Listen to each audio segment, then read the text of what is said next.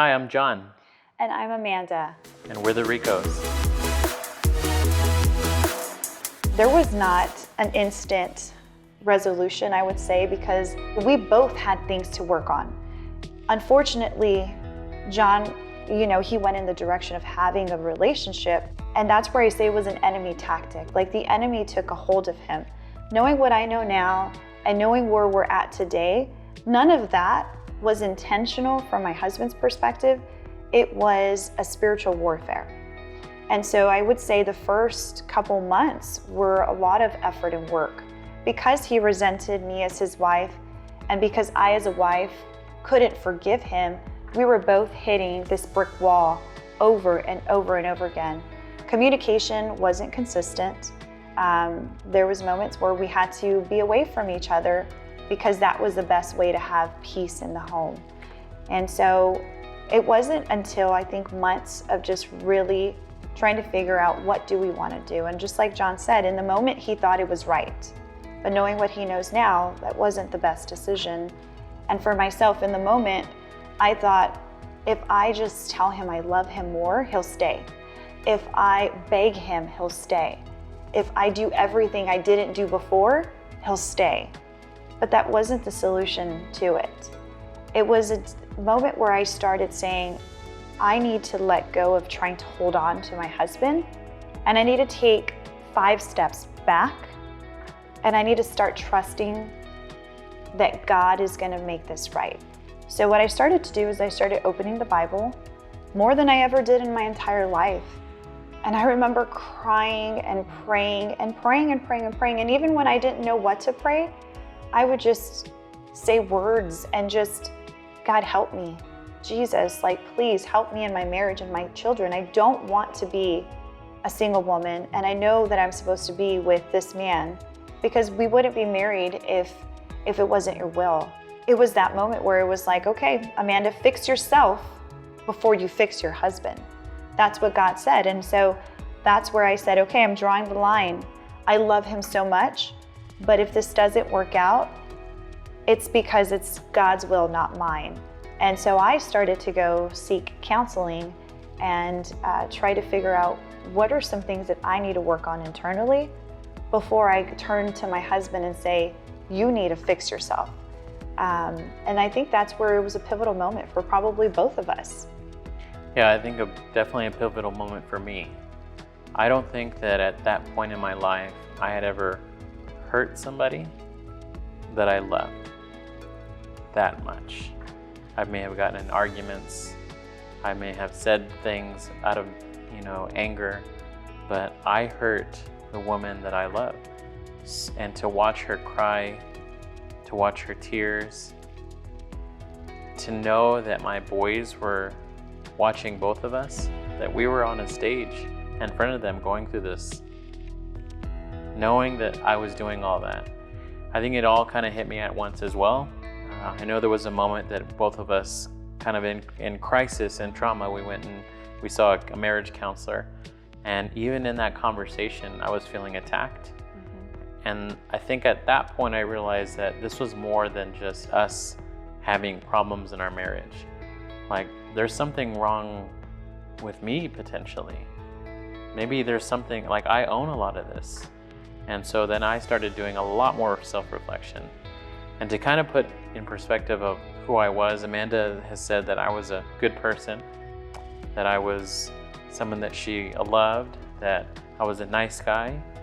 But at the end of the day, there was a lot of things inside of me. There were things that I was battling that I had never shared with her, that sometimes I didn't even allow myself to acknowledge. And those things were what the enemy used as tools to drive us apart.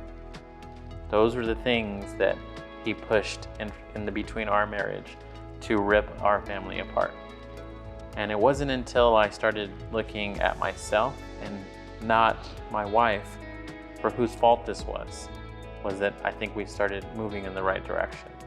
But that took a lot of time. And some people can withstand that, and some people can't. We would not be sitting here today if you did not withstand that, if you didn't have the endurance to withstand that, if you didn't wait for me, if you didn't wait for God to do the work that you asked him to do. Yeah. If you didn't pray for me, if you didn't believe in me. That's the hard part, because every day felt like eternity. Every prayer, I always question, God, do you hear me? Can you help me, God? Does this really work? Like people say, does it really work?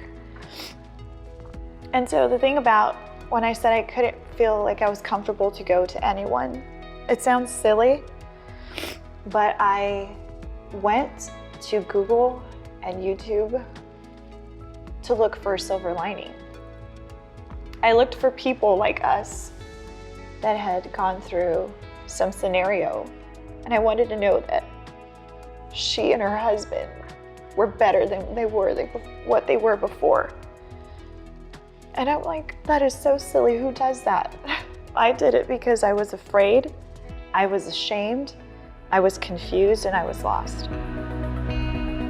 But I will say that through all of the counseling, through all of the prayers, even the research online, you know, He was good. He was good through it all. It was not an easy journey. It wasn't something we got over really quickly. I started to see, when I started to focus on myself and really give it to God wholeheartedly, that's when I noticed my husband started to go to counseling. And he started to unpack, like he said, some of those demons of the past and some of those things that were lingering, that were carried into our marriage. And we started to, together, go to couples counseling. How did you start trusting me when I violated your trust? Ooh, that's a really deep question, but it's a really good one. It started with giving it to God.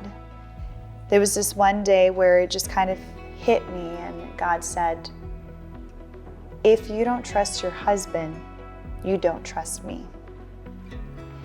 And that's the point where I said, if something is going to happen, it's out of my control. I can't control anything anymore. As much as I tried to previously, I can't. And so when I started to get to that place where I became insecure and I wasn't trusting you, I was reminded at the fact that I wasn't trusting that God could handle it, because I then put it back into my court and I was trying to control the scenario. Fast forward to who we are today. Sometimes do I get insecure? Absolutely. Why? Because I'm human, and because I was hurt, the trust was broken.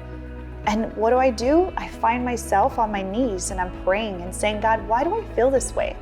Please take these things away from me and help me.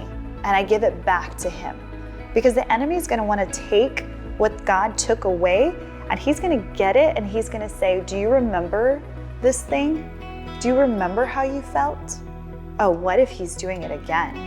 And it's like, yes, it's easy to say, nope, that's not true.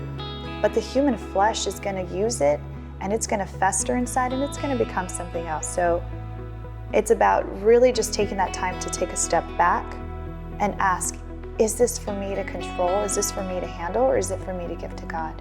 And so when I started fully giving everything to God, that's where the trust came in for you. And the more that I trusted God, the more that I trusted you. And I trust you more than ever, with all of my life and with all of my heart.